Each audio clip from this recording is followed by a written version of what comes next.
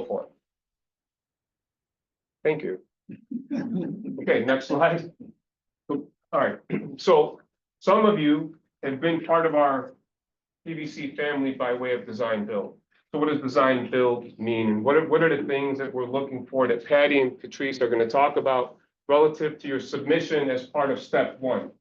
So for design build, your experience, your qualifications, the value add means a lot to the evaluation committee. Patty will talk about the evaluation process and how that's determined and what those steps are to go from step one to phase two, to short lists, to interviews, so on and so forth. So rather than read everything on this slide, we are looking for an integrated, complete solution for this design build process. What does that mean? Planning, design, construction, budgeting, scheduling, coordination, utility coordination, your innovation, your creativity related to the project. What is your plan to procure trades? What is your plan to maximize M&WBE trade contractors? What is your plan to hire from the community? We have a lot of community residents in the room that are very interested in being part of this project, and I'm going to introduce them by name before I turn it over to Patty. Next slide. So value add. Our community engagement process started months ago. We are expecting and we are going to require that our design builder, once that design build team is selected, to be part of that engagement process. We committed to the community not just to meet with them once prior to DD procurement, but also to meet with the community and provide updates, not just relative to the design, but to allow the community to engage further on that design. Later in the presentation, Cal Lejeune, our Director of Planning and Design, will go through some concepts that have been developed, that have been shared with the community conceptually. It'll be up to the design builder to determine that their design meets the minimum program requirements that you'll see in this slide in narrative form. Cal will talk through that. Your collaboration with the community, your coordination with the Public Building Commission, budgeting, forecasting, your plan for community engagement, I think I talked about. It's the builders that I see in this room that we know that have worked with us, the architects and designers that have worked with us, all of you are exceptional designers. I haven't seen one designer or one builder in this room that can't do this work.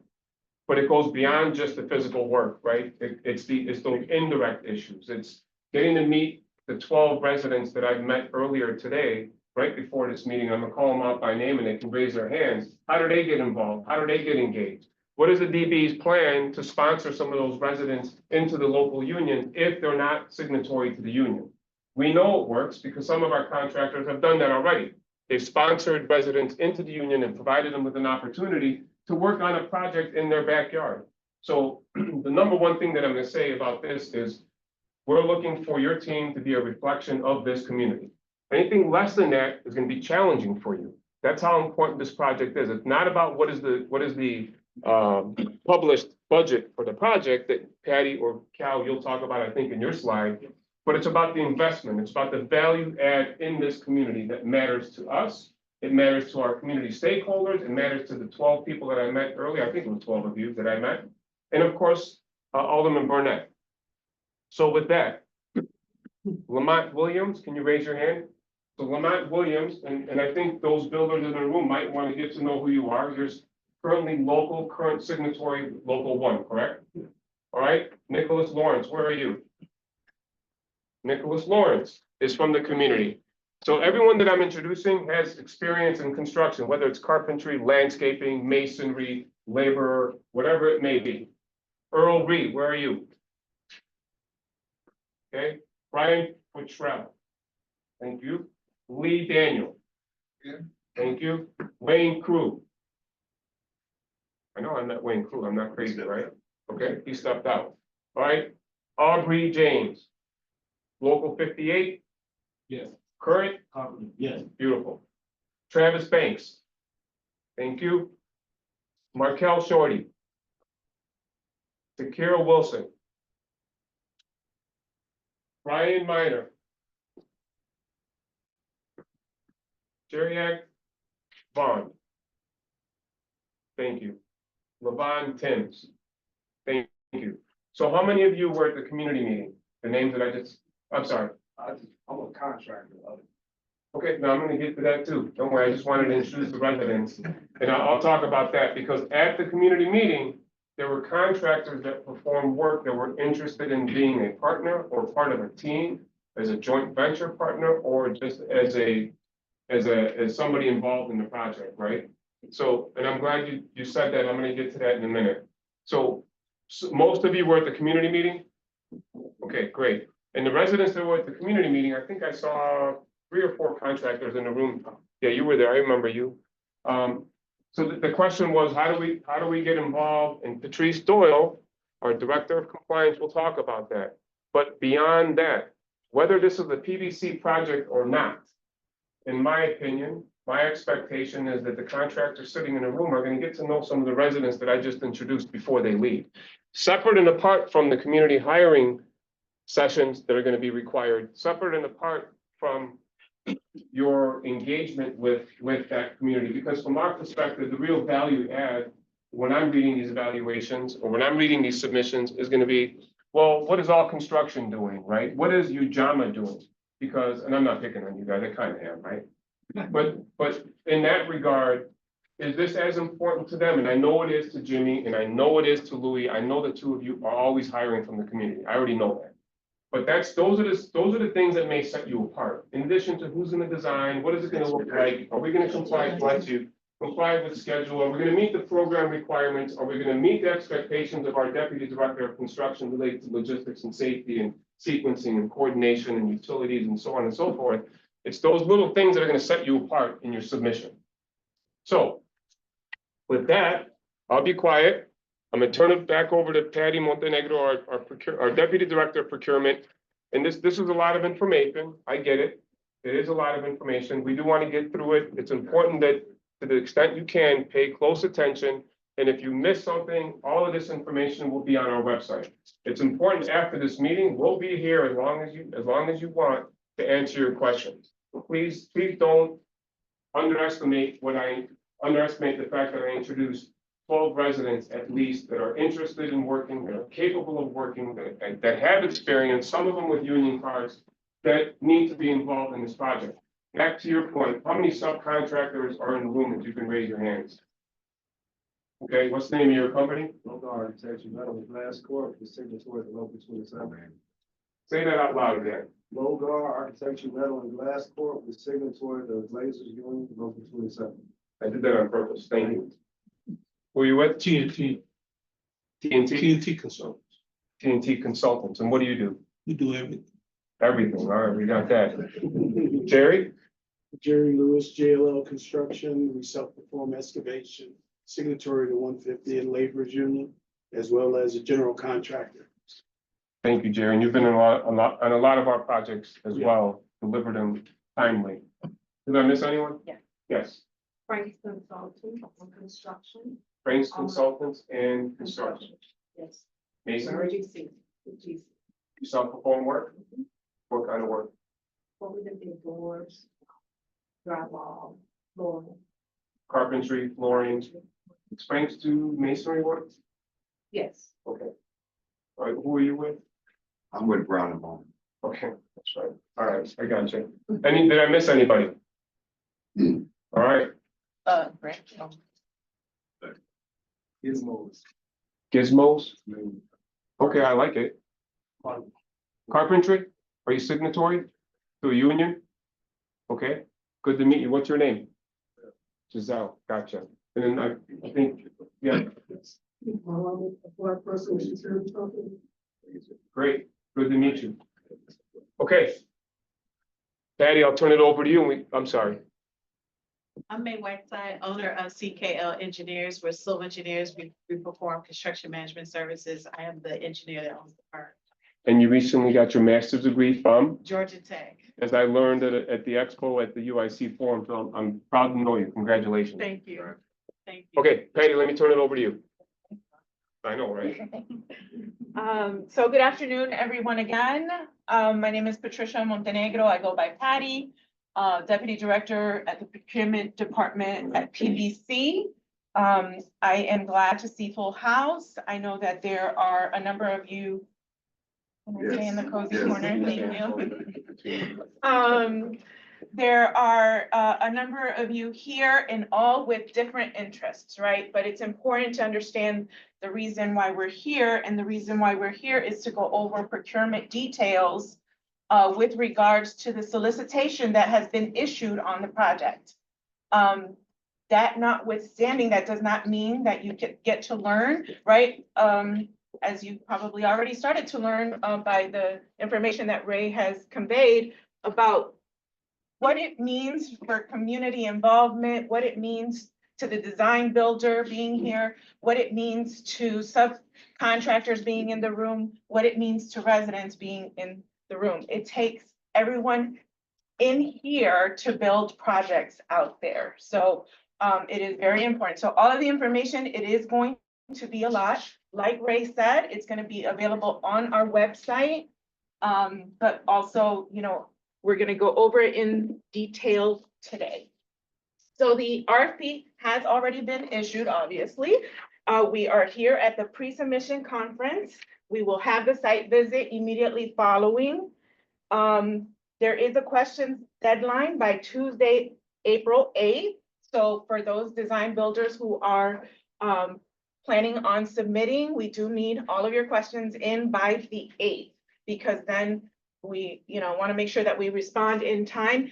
This schedule is a very tight schedule.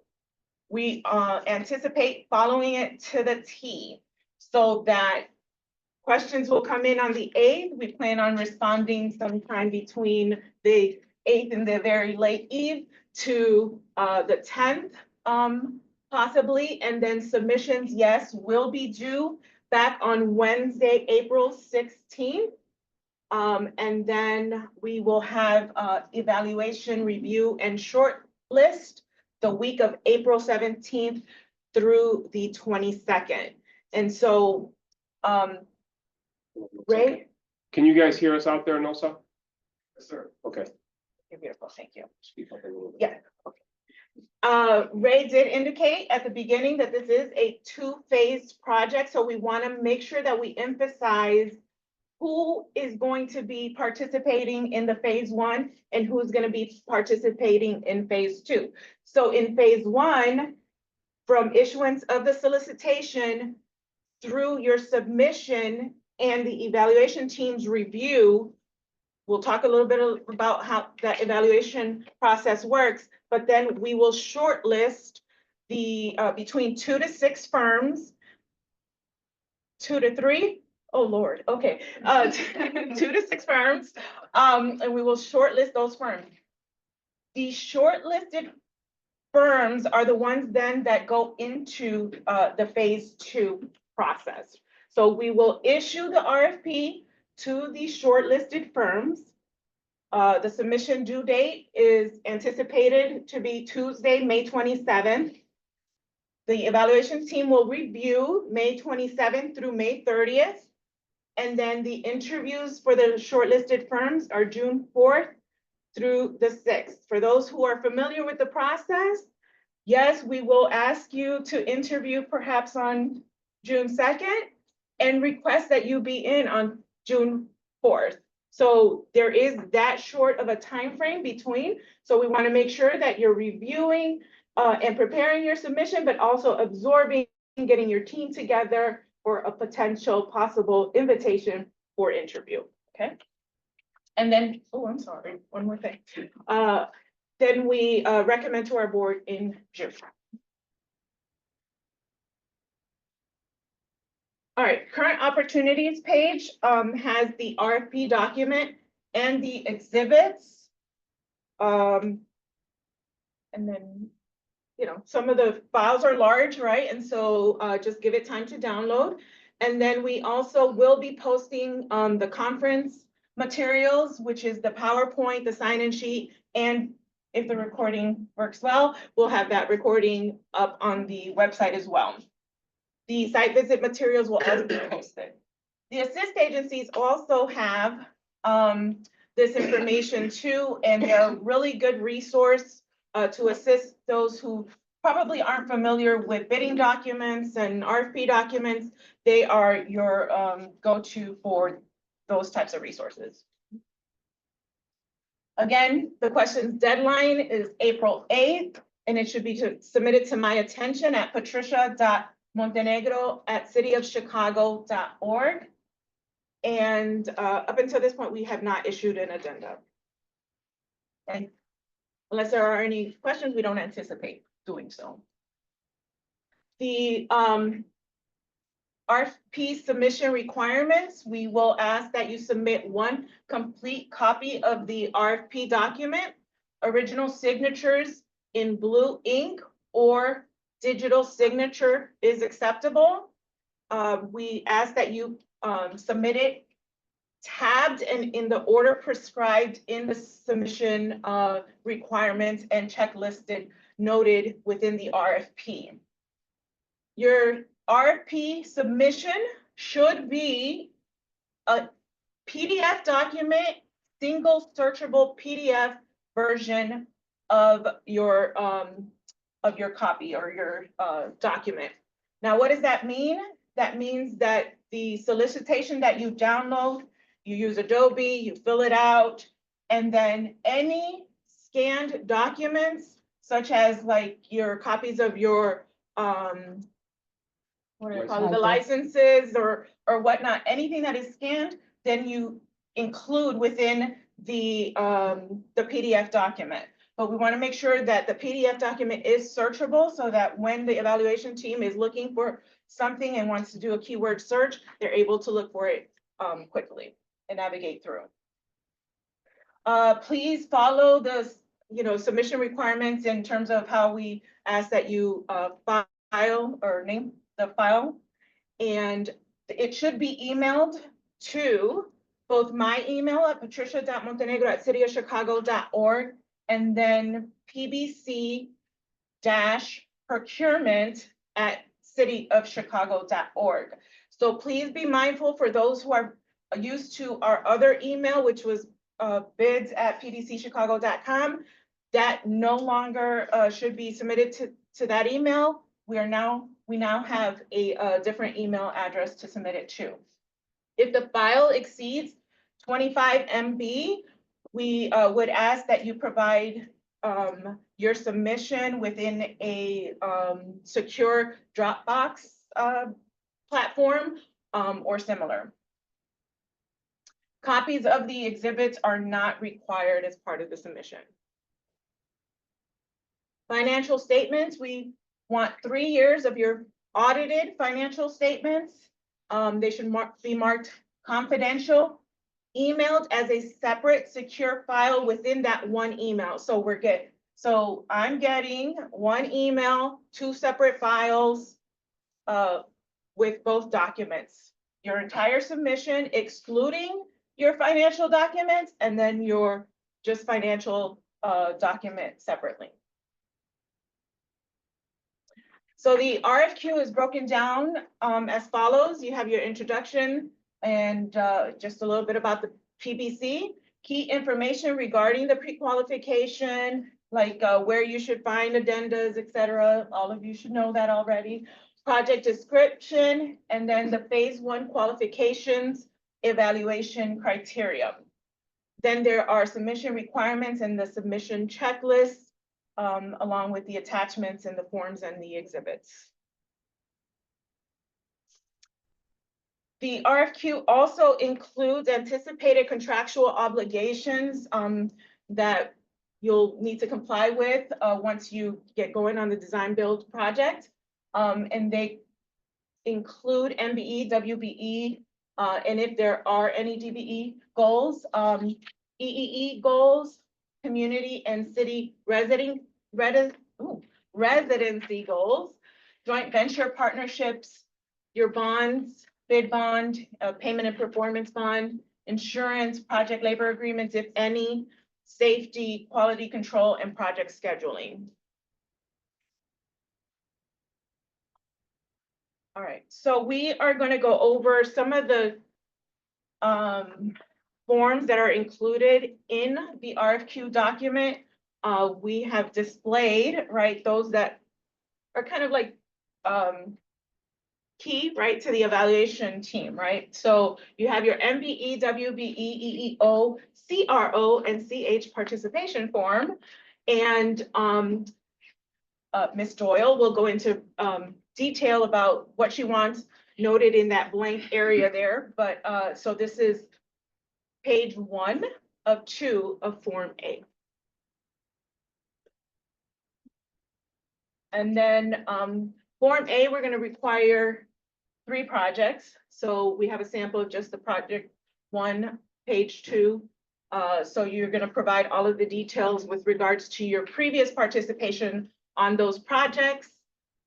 And we can move forward. Yeah, thank you.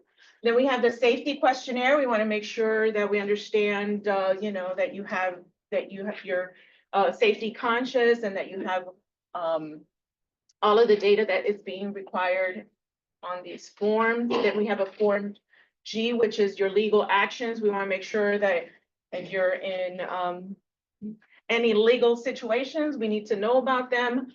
Please disclose them. If there is a yes on there, if you mark a yes, we're going to need a narrative on that. Please attach a narrative. Form H, your references. I can't stress enough how important it is for you to contact your references and make sure that you're on the same page, because oftentimes you're not. And so we want to, again, just emphasize the importance of making sure, right, that you have good references and that they're going to be looking out for my email, because I do send out email questionnaires on them. And then the proposal acknowledgement form. So we really try hard, right, to make sure that firms submit a really good quality submission to us, right? Because obviously there's a lot of time constraints. It's important that everybody just give us a really good, again, quality submission. So we emphasize in various ways what we include, right, in the document and what we expect back from everyone. And so the proposal acknowledgement, that's something very important. We want to make sure that you're monitoring the website up until the day of submission. We want to make sure that you are looking on our website and making sure that we have not issued an addenda on the project. Okay. And then one of the most important pages is your execution page, acknowledging all of the items that are within the RFP and your contractual obligation. Forms, these are other, not that they're not important, we didn't display them, but these are all kind of related to legal matters. So we just listed it out here on the screen, so you can just make sure that you provide them and you execute them and you notarize them accordingly. Joint venture partnerships, of course, most of you have heard us emphasize how much we highly encourage joint venture partnerships. JV partnerships can be a combination of a non-MBE, WBE joining with a MBE, WBE, or vice versa, or you don't have to be, the JV partnership does not have to be, but we want to make sure then that you're, we want to see that MBE, WBE participation in other ways.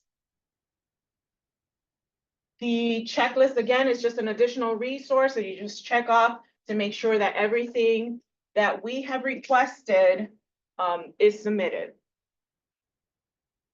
And then, so why is that so important, right? So we've already talked about schedule. You know, it's very tight schedule. And so with your compliance submission, then it gets turned over to an evaluation team. And that evaluation team independently reviews the phase 1 submissions. And then they have their own scorecard, right, that they then give a score to.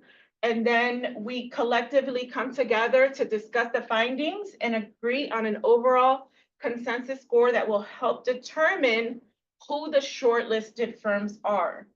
The evaluation team goes into hours of deliberation over this. We receive many qualified submissions, or, you know, all of you are qualified to do the work. so that the importance of your submission, the instructions, how well you paid attention to the instructions, the submission requirement, how well you articulated, your project experience, how well you completed the forms, how well your references came through. All of that is extremely important because many of you then ask for a debrief at the end, and then we have to sit with you and share kind of like the bad news that, not that you aren't qualified, but it was just this one thing that brought you over the top over your competitor. So I know you guys, you guys give it your all, and we do appreciate that. So just please be cognizant that we do look into the nitty-gritty of the details. All right, and then the evaluation criteria is also found in the RFQ, and so they're just, I'm not gonna go through all 12 of them, but essentially we do look at a number of things that are key and important to this project: similar size, similar type, the quality of your key personnel, the consultant, the team that you're putting together, the approach and methodology. All of those things are extremely important. All right, so phase 1 next steps. We'll receive your phase 1 submissions on April 16th, and then the evaluation team will review the submissions, and then the shortlisted firms are the ones that are going to go into phase 2. I would ask, right, that if you do not hear from me, please don't reach out. I thought I just got you saying call Patty. So take that back. So, the shortlisted firm you already saw on the schedule, right? Because then we are actively working to then move on to the next phases and prepare. So, I do apologize. Yes, I am here for you all throughout the procurement process. But once we engage in the evaluation, I do get a lot of emails that come through. So I stress out because I'm like, oh my God, I have to give bad news to this person. I don't want to do that. So let's not, communicate this. Thank you. And then, so here is the PBC alerts. So for all of you here who are new to this process, who are just trying to figure out how do I fall in here, So PBC alerts, sign up for PBC alerts. I promise this is the first way that you receive the latest information regarding our procurements. Then it'll take you to the current opportunities page, and on the current opportunities page, it tells you about the project. It tells you what kind of procurement we're doing, whether it's like a design build or whether it's a straight bid.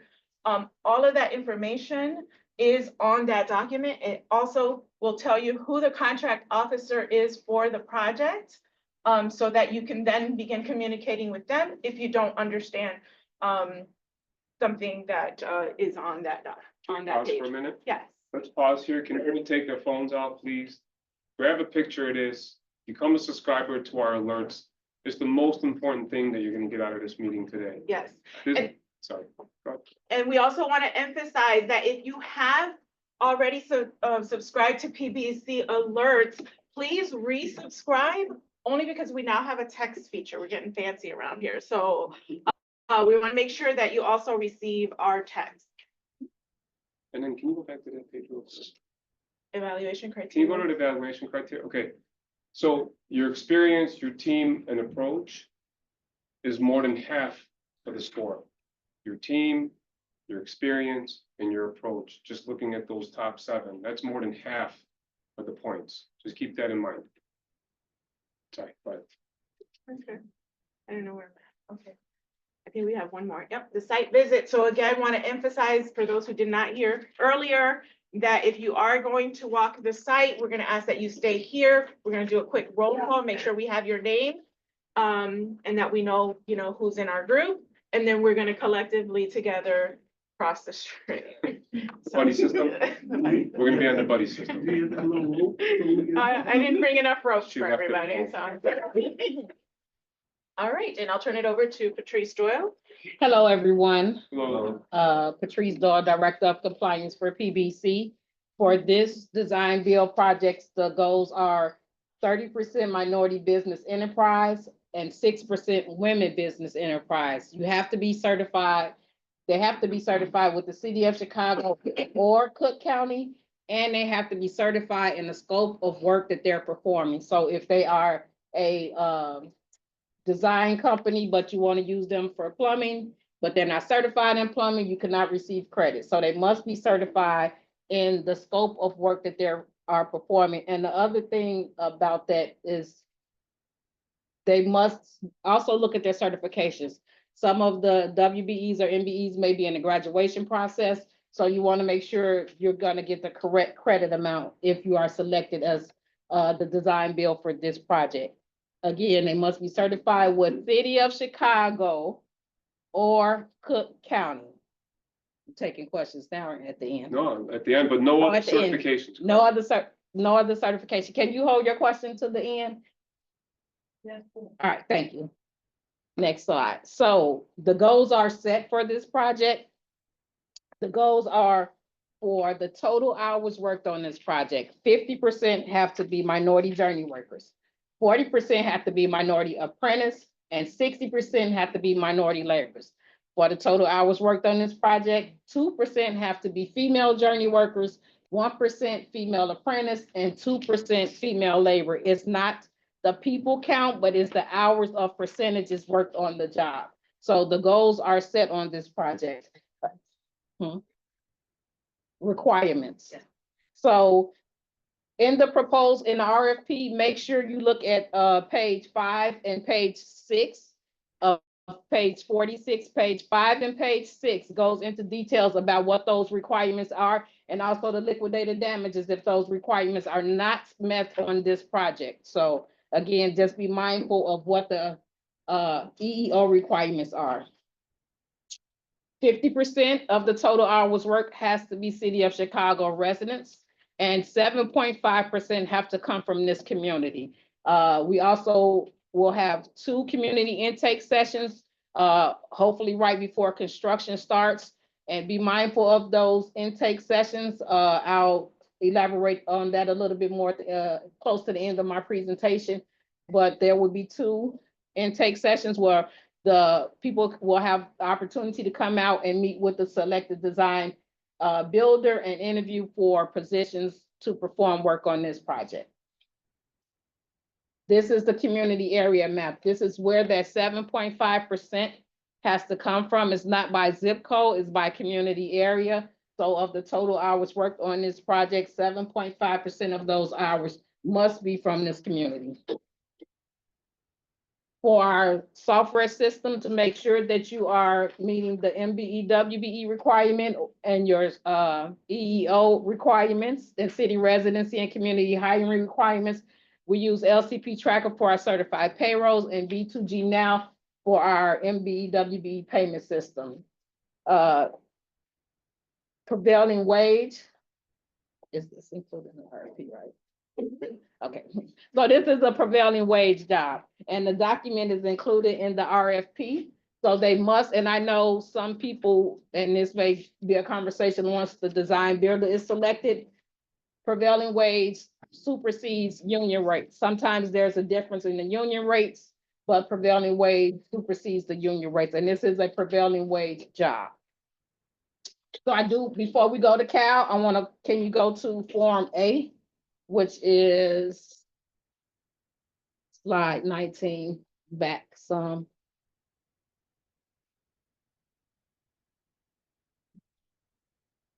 Some more. One more, right here. So Form A, the weighted participation for MBE, WBE, and EEO requirements is a high number as well. It's 15% of your weight as you're being evaluated once you submit your RFP. So I know that's a small box and it's only a piece of paper.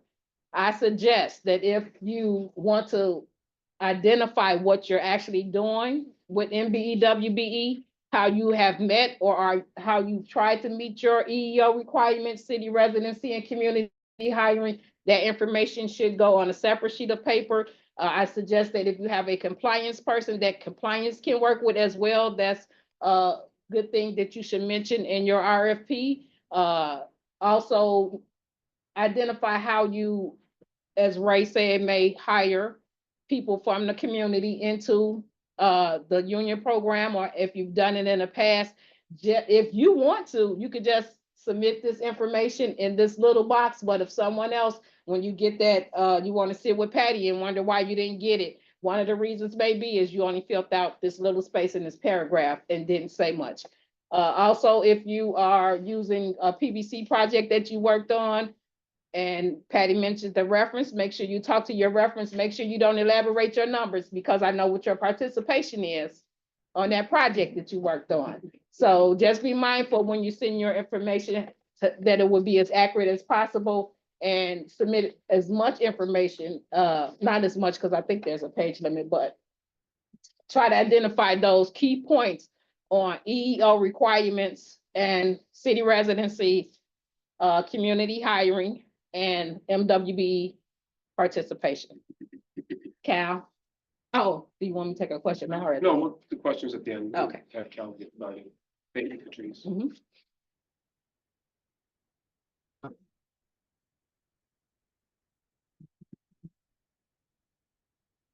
While we're looking for those slides, just to make it clear, please don't list PBC staff or Park District staff as your references. And that's also in the RFP. Correct. Sorry, Cal. No, great, thank you. I'll just do come back here, it's a little easier to also point as we go through. Cal Edgman, Director of Planning and Design, PBC. We've had the pleasure of working with the Park District. Very close to my heart, the Park District. I've been designing on the private sector for them since Bill Clinton was on his second term. Remember those days? Oh, wow. And now representing them as client for the part of the development. Okay. Cal, can you speak up? Or come up to the speaker. Okay, all right, sure. Yeah. So I'll take you through the project for what we've done prior to the DB procurement process. Certainly, we're doing that because of the tight timeline. One of the things that we're up against is a TIF that's expiring at the end of 2026. So the time to go through a traditional process just isn't available. So having the time to work through conceptually with all of the challenges that we know, the programming, the community, the Alderman's office, all of the other stakeholders, we're able to get ahead of this so that the procurement has this information conceptually in advance. We are sitting inside this little building here, the library across the street. The site is just, when we go to the site visit, we're all just gonna walk together and meet in this open vacant zone area here. And we'll talk a little bit more about the project. But this is the existing Kells Park. It's been here not a very long time, but been functioning as a great gem to the community. They love it, they use it, lots of activity there. One part of the project we'll talk about is specifically related to this existing playground, which we will demolish for the new playground as part of the project, but our subject property is just down below. It consists of 3 parcels of land. The first has an existing decommissioned firehouse that will no longer be a part of the project. It will be demolished to make way and room for this new project. Next to it is a small vacant land, and then following that is an alley that's been vacated as part of the transfer of this site from the city of Chicago, meaning to FM, to the Park District. So we'll talk about this, which is roughly about 24,000 square feet. We're putting on top of that a field house that's about 14,000 square feet, plus parking, plus site elements and walkways, as well as a playground, but not all of it, but half of it, because so much of it cannot even fit on this specific site. So we'll take a little bit of the next side as well. Here's a view of the decommissioned firehouse. It will go through the remediation process for abatement before it gets demolished, and then we'll raise it. It has a basement. I believe the report that was submitted in 100% identifies the basement component and what we know of it as a facility. Just north of that, the crosswalk here that takes you over from the library that is sitting right here. There is an existing fence that encloses the park, but obviously it's primarily open vacant here next to the field house. Not the field house, I'm sorry, the fire. The program, this is what we've been able to work through ahead of the DB procurement. We're demolishing the existing playground that's up in the Kells Park. demolishing the decommissioned firehouse. There is existing abatement and materials that have to come out of there. Developing the landscaping and stormwater management for the new construction on our site. The playground, which is the replacement for what's being demolished, will handle 2 age groups, perimeter fencing as needed and bike walks. The masonry enclosed trash is off of the alley. We have 2 alleys that bound this property, one going east-west, the other one going north-south, that dead ends. 4 parking spaces, with one of them being ADA and the other being EV ready. So it's the start of the underground readiness, but we will not be putting the actual equipment for the EV plug-in. Site utilities for water, electrical, and communications. And as always, for all of our new construction projects at PBC, we do a LEED Silver minimum certification. But part of that, which has been enacted as of January 1, 2025, is that we now have the SDP requirement. The Sustainable Development Policy that comes out of the Department of Planning, which then now requires 100 points for new construction with city that has to also comply. So it basically ticks the LEED Silver and it bumps it up the LEED Gold in order to make this 100 points to be a part of it. Okay, maybe I'm talking too much about stuff you don't need to hear. 1-story field house, let's say 14,000 square feet as a gross footprint. Some of the functions, the vestibule, lobby, and pre-function area, that's the very important part of the building because it always needs to have visual access to all of the corridor spaces, the entrance to the gymnasium, as well as to the park, and in our case, also to the playground that is in front of it. Multi-purpose club rooms with dividing partition. Again, not atypical that the community uses this, the club rooms as a way of having multitude of functions that are a part of that. Men's and women's restrooms with lockers. The lockers will service the gymnasium. It is a 2-position gym, so it has the primary courts and cross courts with retractable bleachers that are manual as part of that, with a big curtain to allow for those different functions, whether they're basketball related or any other community function, to be able to split that space. Gymnasium amenities, basketball, volleyball, badminton. We talked about what's the other funky sport again? Pickleball. There you go. Sorry, I shouldn't say that, but yeah, pickleball is going to be a part of that more than badminton.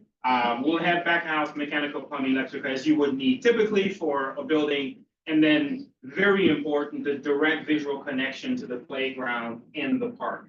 It is an existing park that functions really well. Site plan, we wanted to give you a little bit about the zoning. We are currently working on rezoning this property, meaning our subject property, from a residential zoning to the POS, which the current park exists as POS. POS is public, open space. And then DRS is the residential zoning that we're converting. So a little bit of that information here, parks and open space, site area. What we're doing is, what I showed you was the large gym at 13A, building high parking requirements and so forth for the assembly group for recreational areas. The sites have 2 different ownership. This current park is owned by the Department of Water Management, but with a lease and authority for Park District to use that land, which they have been using for well over a decade plus. This property is being transferred with an IGA already prepared that is waiting for the construction, that then will be turned over to the Park District. But all of it will be parks and open space with the same contiguous or continuous use, however you'd like to see it. Here's the site conceptually as a site plan showing the existing park. There is functioning ball field and sometimes football and soccer that happens. The existing playground to the northwest. North is of course going to the right. Here's Kedzie Avenue with Chicago Avenue running east-west. This will be demolished and restored back to green space for use in the park. Just south of that is our subject property in red, but really it's division at this point here that we're converting to POS designation for the district. We're actually preparing the application now. We're getting the exhibits and then we'll be submitting and going through ZBA, getting that approval as part of our work. So, so the DB doesn't worry about that and so forth. So this is showing the perimeter of the gross square footage of that 1-story field house, large gym with bleachers, club rooms, and other spaces. The green space is all the other site development, and we'll look at that in the floor plan in a bit. But here's the playground just north of that. The rough area of this existing playground is about 4,300 square feet. We're doing the same thing here, but let's say half of it is fitting within our subject property, the other half is sitting on the other side of it. So nothing complex about that. It's, again, it's the same use once it's POS. We don't have any issues trying to deal with that as part of neither the design or construction. Also to say that there is an east-west alley with residential buildings that are here. There is an existing alley that is here. It's hard to call it decommissioned, but it's not vacated. It is still an open alley, but it's just not used as an alley right now. Right now, when CDOT comes in, they pick up the trash from the neighborhood and they actually do a UE somewhere in the back of this area and go back out. They do not continue onto Sawyer Street that is across here, just so you're aware of that. But our particular alley, which is in this area here, is vacated with the survey we have generated. We have a phase 1 environmental for the site, which we've generated, and we are working on the phase 2 as we speak. This project will be enrolled in the environmental IEPA SRP program. And of course, as a result of that, all the soils will be managed through Subtitle D accordingly as part of that. We are working on a geotechnical report as of this week. We've procured them. They should be going out within the next week or so. So we'll have a full geotechnical report that we'll share with you for conditions regarding the site and the building. But already in the 100% SD that we generated, our team with Brook Architecture down here in SMNGA provided content for basis of design of the deep foundation system for this particular project. So it's all incorporated and you've got that in. Moving on, details of the footprint. Here's the large, well, let me start you from the beginning. So you're coming off of Kedzie, the entry lobby area reception, again, that has full visual access of corridor and exterior, but also the office has full access to the park on north. The 2 sets of club rooms with a dividable partition. They're using kind of a top-down partition versus the typical collapsible. It provides just more room, more space to work with. The restrooms with the lockers in the rear for the gymnasium, back of house support storage facility with a pantry that is really typical with vending over the corridor. And then the gymnasium that has the 2 courts, 2 cross courts, dividable partition, and then the retractable bleachers just off of the side with associated storage and other elements that are part of it. You'll see in the document, stormwater management is handled through a tank that is beneath the playground. We try to keep it away from the building, but if need be for some odd reason we needed to, we'll deal with that accordingly. But I think it's about 8,000 cubic feet, somewhere around 6 foot deep to roughly the large size of this to handle the stormwater management for the project. Access of trash is off of this alley to keep it away from having a dead end on this north and south alley. Parking spaces on the rear with bicycle parking, and then the rest of the site is the rest of the site based on the landscaping that is there. Moving on to simple roof plan, it's really sort of 3 diagrammatic zones, right? There is the gymnasium as one zone, the central space for the core elements, and then the club rooms are the 3 apartheid conditions of the site. Again, fairly simple and straightforward. Again, these are conceptual to get ahead of programming issues with engagement, management, all of the stakeholders, so that you then can develop further what we have. Conceptual elevations, here's the front off of Kedzie showing the gymnasium, the kind of back of house central zone here, and then the entrance to there, and you've seen all the other elevations. Again, you'll see this presentation so you can look at later. Again, some visuals to see the 3 apartheid zones, the looking back from inside Kedzie Avenue is just on the other side here. Again, this is sort of to help you understand what the basis of design is for your cost proposal of the GMD. Here's a conceptual again of the exterior showing the gymnasium. What's in the concept to date is that this is a masonry shell with cowl wall as a visual opportunity for both interior, exterior during day, night for uses within the neighborhood to kind of activate it and maintain it as an opportunity for folks to, to really be part of the project, so it's not stagnant. Entrance is right through here, the reception area office that looks at the playground, which is just to the right, and then onto the park itself. And I believe that is it for me, so I'll pass it on to you, Randy.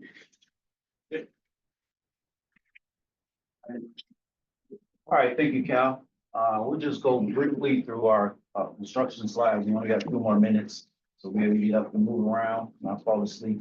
So be here, but for construction considerations and for design, our budget, as you can see, is 12.5 million to 13 million. Some of the items that will be included through our design and construction, of course, we will have stakeholder engagement, meeting with the community. We'll have community meetings and community engagement. Also, design and engineering. Can you speak, Randy, I want you to speak up in the back. Thank you. Thank you. Permitting, wayfinding, of course, regulatory entitlements, and a part of your, if you are selected as the DB, we have a GMP, and in that considerations are general conditions, general requirements, pre-construction, design builder's fee, allowances, contingencies, and also the cost of work, cost of construction. Some key project considerations, again, Cal talked about some permitting, standard plan review, site rezoning. Cal talked about the rezoning from RS3 to EOS1. Phasing, it says phasing may be required, phasing will be required on this project. As you can see on the site plan, that it is a very tight site. Getting material, equipment, deliveries to the project is going to be very key. And so coordination and management of those deliveries and deliverables to the project. As you're putting your package together for the team to review, one of the key things that the team will be reviewing is your phase and logistics plans. Also, we'll have minimum lay down staging area. And so as you look at the site plan, kind of see what areas you would look at to do your staging and lay down areas. Project funding, as Cal stated, from Central Chicago Central Park TIF and expires at the end of next year. Key construction considerations, pre-construction services, and that includes estimating, budget and schedule development, as well as permitting. And then that execution strategy, again, design, permitting, trade contractor, procurement, and management, phase and logistics. Again, you're gonna continue to hear us talk about phase and logistics, vitally important, as well as safety. There was a sheet on there for safety considerations, quality control, QA, QC, construction management, and then of course, closeout. Very brief on our project schedule. As you can see, community engagement Q1 of this year through project completion. Design engineering permitting is phased Q2 of this year. Construction start phase Q3, and then substantial completion Q4 of next year. Project turnover and fit outs opening Q1 of 2027. Thank you. This time I'll turn it back over to Patty. All right, thank you, Randy, and thank you to all of the team. So just a few things that I want to go over before I turn it back over to Ray, who will also want to discuss a few things. To the design builders who are submitting. Please do not assume that the evaluation team is the regular team that always reviews your submissions. They may be, right? But one of the reasons that we ask for you to submit is because we want to make sure that you, in your submission, you are focusing on the field house, and then you're giving us the information that is going to convince this evaluation team, right, that you are the team to be selected for the project. So we want your submission to be new, fresh, not cookie cutter, not something that you've submitted in the past. Please change up that format, because we have some of the evaluation team members who do remember, right, the information that you've placed in those responses, and they're like, well, it just kind of seems like giving us the same information again. We want to make sure that we are giving the client, right, the best. And so the best means your ability to convey to us that you are the team to work on this project. Randy mentioned GMP and Cal mentioned other documents that are available for this project. That's going to go under the phase 2 part of this process. So I just want to make sure I already announced that beforehand, before I get the question, well, where's the GMP form? The GMP form, because this is your this is the qualification stage. The part 2 is give us your proposal, okay? And that's all for me. Okay, I have questions for Randy, I have questions for Cal, I have questions for you, but let's turn it over to everybody first before I ask my questions. Any questions from the team in the room? Jerry, did you say me or were you coughing? Oh, no, I was just coughing. Right. Yes, Catherine, You know, I have 10 questions. at least. At least. Who are you with? Hi, everyone. I'm Catherine Darmstead. I'm the founder of Laking. We're an architecture and urban design firm. We have a minimum 80% MWPBE team ready to go, and we have 5 projects just west of here on Chicago Avenue, and 2 of them with PVC, and I don't have gray hair yet, so that's good. So you talked, Patty, earlier about the really tight deadline, but you also, Ray, you talked about building meaningful teams at JVs. That's tough to do in 2 weeks. Have you thought about even moving that back a week? Because we know the dense documentation, even for first-time contractors, it's a lot to go through. So is there any flexibility, at least on phase 1? So I can start to answer that. And thank you. You are working on our project, and I'll take that as a compliment, Cal, that she doesn't have gray hair yet. Working with you specifically, by the way. So yes, the procurement schedule is aggressive a bit. The delivery schedule is not as aggressive. But in order to get to our board meeting in June, we work backwards from there because we want to give enough time for the designer and engineer. Randy and Cal talked about the phasing. I imagine that'll be a lot of the permitting phasing as well. So we are sort of at this point not considering extending the submission deadline. But that's a good question. But it's all predicated on getting to June, starting the work and delivering the project before the end of the year and next year, so we can pay out and be complete in order to meet the TIF deadline, and then turn the keys over to our partners at the Park District. That's a good question. We did contemplate that, but unfortunately, we're not gonna, at this point, we're not extending it. In PVC has pre-qualified GCs, but as part of your pool, but it doesn't specifically say any of the GCs or design builders that need to be pre-qualified. Can you confirm that? Correct. So there is no pre-qualification for design builders. This is a pure competition. Okay. So through that competition, anybody can be a partner with each other. And I'm glad you stood up and you mentioned the projects you're on, and you are a great architect. The point of this meeting, of course, is to do a little bit of that networking. Some of you, or all of you already know each other, but yeah, there isn't a pre-qualification requirement. This is a pure design build competition. Yeah, you mentioned a couple times community engagement requirements, but it's not specifically outlined the engagement part. The hiring is very detailed. Yeah. The community hiring is very detailed, but if your expectations for engagement 2, 5, can you just answer that in the Q&A? Yeah. So Cal, I have a question for you. By the way, no one's asked, but the evaluation committee will consist of a person from the Park District and staff from the Public Building Commission. So you don't have to know their names, but there will be Public Building Commission staff and a person from the Park District on the evaluation committee. That's important to note. So Cal, Randy and Cal, if you received a submission from one of the competitors in the room, and they gave you a pretty well-developed schedule with regard to design milestones, their plan to meet with community, engage community, receive input based on certain milestones, would you consider that a good submission? Absolutely.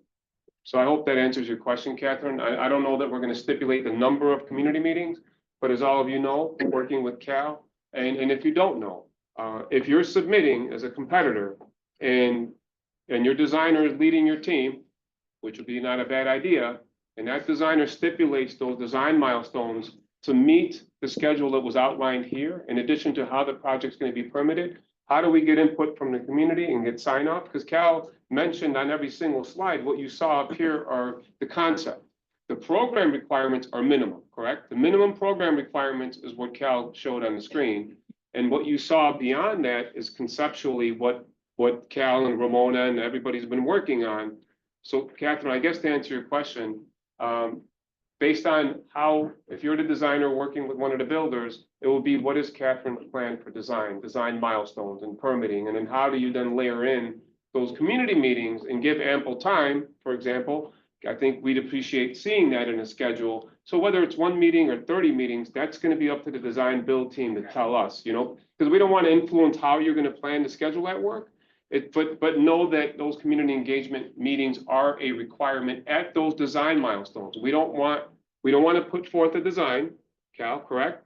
Without engaging the community in terms of getting their at least understanding and sign off. The good work that the team between Cal and Park District just left, right? Yes. Yeah, and Ramona and Todd Nemec has been engaging the community, and we were here with the community last week or 2 weeks ago. And we asked the same questions. We showed the different options, and we asked some questions. There were residents raising their hands about which option they like, what they prefer most, bigger gym, smaller gym, so on and so forth. So I hope I answered your questions, but we want that innovative and that we want you to lead. We want to be in the car with you, but you're gonna be the one driving. And if I could supplement, the engagement that we've done so far is incorporating what you see, right? We've met with 2 steering committees. One is the West Humboldt Park Development Council, and too many acronyms, but great go. But we've had those discussions with the 2 steering groups as well as all the ministries. How many more meetings? It's relevant to what we've already done, which is extremely important. Versus a project that starts from 0, which this isn't. Yeah. Where you have to go through that. Yeah. But again, it's a small building, it's a site, it's a very close community, you have a steering committee, so. Okay, cost question. So we know the range of what your budget is expected for this project, including site work, demo, remediation, playground, all of this. Did that get vetted during an SD phase? Did you have a third-party cost estimator say, hey, this design looks like 13 million? I was gonna ask that question to Cal. So Cal, The when answer we is yes. we publish, Asking that question. when we Yes. publish the budget, that we have an independent estimator provide us an estimate on the 100% SDs that then inform the published budget. Absolutely. We've vetted the site development, the remediation, the impacts to the site itself, because it is tight, right? So it's impacted by logistics on how the contractor will work around. There are 2 alleys, but then you constrain by a park that will be active during this construction. We're not going to close the park. Yeah. So all of that's been factoring with the cost for that range that you see. Cal, was that question number 8? Because she said she had 10. Design question. So in this, I see, so I'll start with this one. So we worked with SMGA before, they're great, but how does the SD design team interface during the handoff with the selected design builder? Because we all know there's DE coming, there's all these things, we got tariffs, we don't know if any of that budget even works anymore. So I won't talk about the tariffs, that's not my expertise, but the design team that has developed this will be part of peer reviews during the design process and engineering with the architect, which is typical of our DB process, to make sure that the intent and work that's been done by that team and the community and the other stakeholders are carried through. So some of those requirements that I talked about in the beginning for viewing access, programming, relationship with spaces, we're gonna make sure that that continues to happen with the design architect.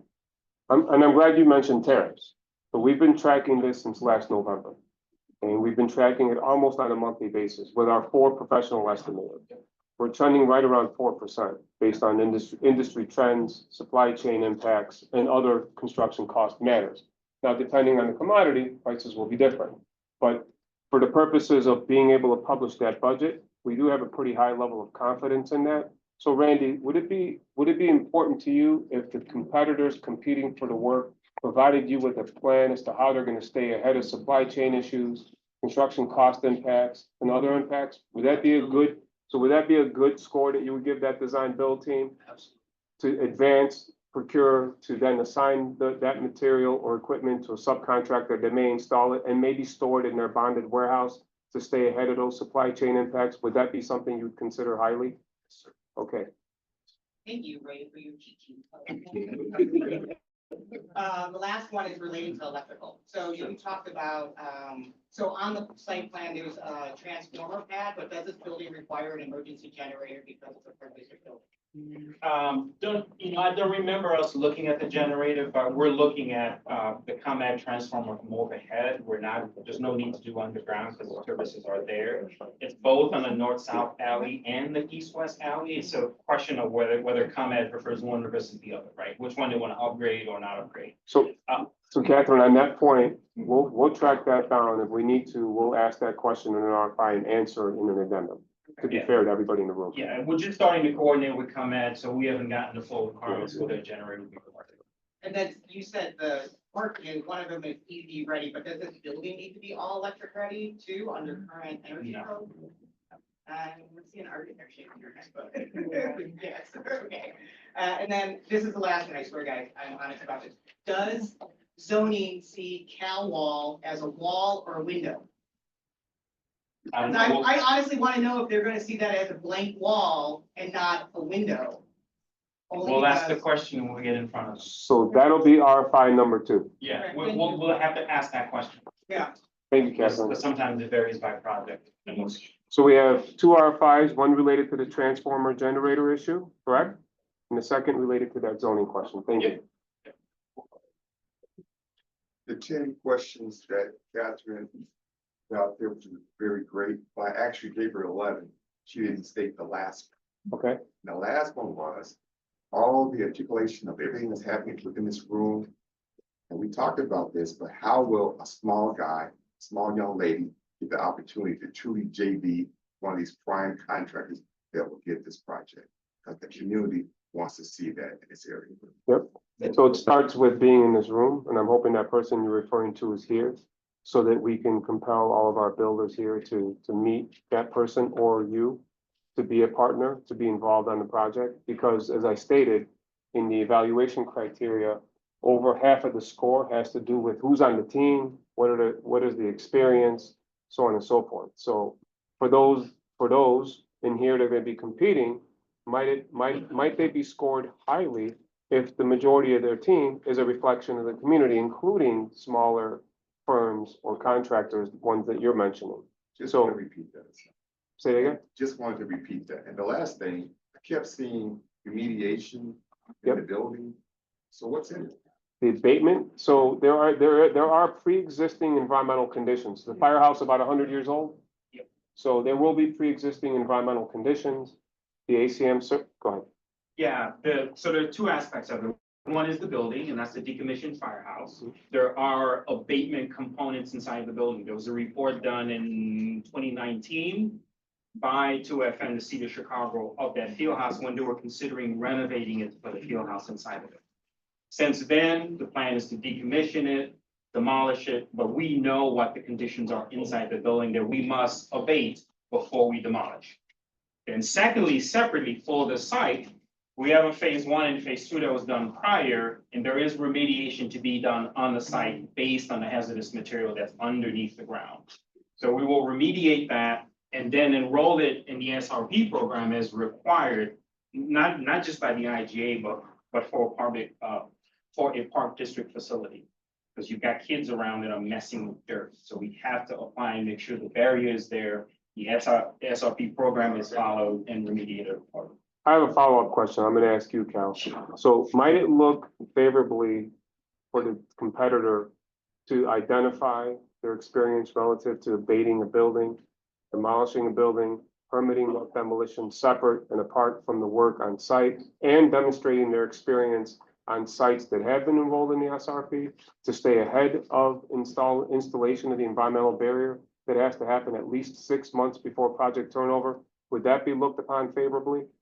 Absolutely, and we've looked at the scheduling related to all of these components, and that's why in that slide of project considerations, that phasing is a part of that. We looked at the demolition being a pre-construction activity, it's somewhere in there. On there is a pre-construction activity because we know you want to get ahead of that, get the abatement, demolish the building while you're working on the rest of the design, because it doesn't require design to do that. You just need to apply for the demo, get started, get moving. which is something that affords us with a DB process that DBB you just cannot do, right? You got to fully design and install construction. So we're able to then, handle the demolition and the site remediation as one phase of the project. You can then move into the site development for what you need next for the new construction. And then third, build the building accordingly, right? Because the site development will include the stormwater management underneath the playground, because it's a very tight site. It's not like you have all of this as a laid down area. That's not gonna happen. Because the kids are using it all day long, well, not all day long, but all the time. So the complexities of working with the phasing to make sure that you can build a building, bring in materials, lay down somewhere, get the construction and not be interrupted, you have to figure it out. Yeah, and don't assume that if you're planning on closing a lane or getting closures, that that's an automatic approval. So that's the part that Randy was talking about with regard to those deliveries, drop down area, and how what is the plan for your work? I think if we get a submission without a schedule, I think that would be a challenge for you to be selected, to be honest with you. And then we've done the prep to make sure that we don't give you a budget of 5 million, knowing there's all this stuff to have. So we have been working diligently with a cost estimator to handle all of these risk issues as part of the work. I think we have a question in the back. I just have a question. When was the last time you were in New York? Me personally, it's been a minute. I don't know. Anyone? Actually, Jennifer, I think, from the Park District is the only one that recently have had access, but I'm not quite sure whether we've done it. So the last time we were there, the city told us we couldn't go back in because of all of that. Yes. And that was last year.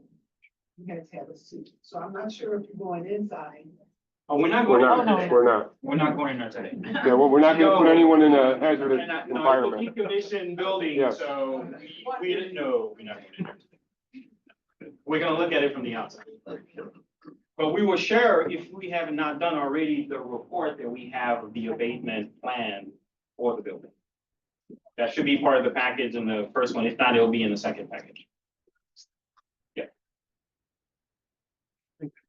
Whoever, he was before, I'm sorry, Jerry, go ahead. Sorry, we the same person. Okay. So I'm Dr. Mullins, John Mullins, architect, engineer, community psychologist. I work with Jerry a lot. I saw on the board you had standard plan review. I'm pretty sure it says you are the public building commission, you're gonna have some type of plan review with the building department, because I'm sure everybody ain't gonna agree with me how long that process takes, and that can affect the schedule. So just want to put that out there, like get us some kind of done real quick. I missed the second part of the process. The concern is the schedule to get to permit. So Yeah. That duration, the stakeholders, the introduction meeting with the building department. The building department's been great. They're a great partner with us. Marlene Hopkins is the commissioner. She is our partner, but I'll let you kind of talk about those kickoff meetings and awareness. Sure. So we basically have 3 primary permitting processes. There's a self-serve permit, which this cannot be. There are too many trades involved. The second is either a standard plan review or developer services. This is not a plan development. We're doing it as of right because we're going to zoning and getting it switched from RS3 to POS. Then we can build what we want to build on it. Part of that will be 2 setbacks that are variances. We're encroaching 50% on both. I'm talking too much about that stuff. But nevertheless, we've got that under control that the standard plan review will work. But point taken, we want to make sure we stay ahead of it because we don't want the permitting to stop execution of work, whether it's demolition permit or building permit. And the both. same thing with demolition. Yep. Because it's new processes that have been implemented, it takes a long time. No, you're right. We're on top of that. The building department's our partner and we'll continue to engage even before we award the contract to the design builder. Yeah, and we're in constant contact with the building department and zoning. Sorry, Captain Jerry was, go ahead, Jerry. I have a 2-part question and it has to do with the remediation as well as the removal of, you said there's an existing basement, all right? Mhm. And so is that required to remove that existing basement? Or if it's required to fill it? And number 2, for the soils remediation and hauling that off, is all those costs been anticipated with special dump costs and the Absolutely. special Yes. costs Yes. to remove those? Yes. So, Yeah, all of the calls are going to subtitle D. We've accommodated for that, Okay, including the depth of the basement and the requirements for leveling the site as part of the new construction. So that's the site development component of it. Yes. okay. It's been incorporated. So you can tell he's an excavator, right? Yes. What else is that it? Yep, that's Okay, it for me. I think Catherine? Oh, a follow-up to the two questions ago, what has to happen first for any demo or any work to start? Do you have to transfer the ownership to one common owner, or do you, and then you can start the rezoning? What's that process? What's that timeline? So the rezoning is happening currently. We're Currently. packaging the submit because we already have an IGA with the city for the property, meaning our district does. Yeah. We're in trust of that. So the zoning is in process. It's not impacting design. Once the ZBA approval and switches the POS, then you can go and complete your permit process. But you can start the permitting and, you know how it works, right? Yeah. Zoning is the first check, and after zoning, then you go through the multiple reviews. And that's why we're doing the zoning early, just to get out of the way, so permit is not impacted by. So we've accounted for that in our anticipated schedule as well, but that's a good question, Catherine. We didn't want there to be any obstacles or disruptions in the design and the construction activity. So we've accounted for all that thanks to the work that Cal, Ramona, and the Park District have put into this already. And our zoning attorney, I should say. And also. Any other questions? Okay, I think we have a minute, right? I think you said it already. Those that want to, yeah, those that want to conduct a site visit with us, if everybody's going that's in this room, that's fine, so long as you've signed in, we'll note that fact that everybody that signed in, has anyone not signed in? Let me ask that question first. Okay, does that mean that everybody in the room is going on a site visit with us? Yes. And then I just, Go ahead, I'm sorry. I just want. Yeah, go ahead.